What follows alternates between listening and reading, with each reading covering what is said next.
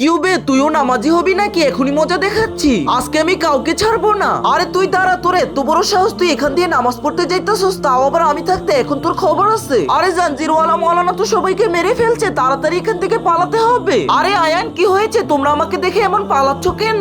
আরে না মৌলানা সাহেব, আমরা এখানে দাঁড়াবো না, আপনি সবাইকে মেরে ফেলছেন। আরে আয়ান এইসব কি বলতেছো? আমি তো একজন মৌলানা, আমি কেন মানুষকে মারবো? মৌলানা সাহেব আপনি যদি বিশ্বাস না করেন তাহলে আমাদের সাথে চলুন। আরে ওদের সাথে গিয়ে দেখি। তুইও নামাজ পড়বি, তোকেও আজকে মেরে ফেলবো। আহা।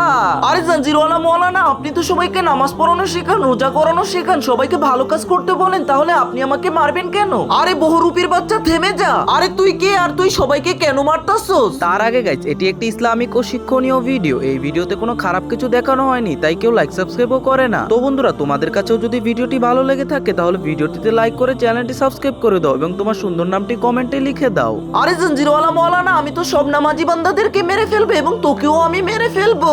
আরে তুই কে? আমি হচ্ছে শয়তান। হা। আচ্ছা তুই আমাকে মারবি, এখনই মজা দেখাচ্ছি। আরে না।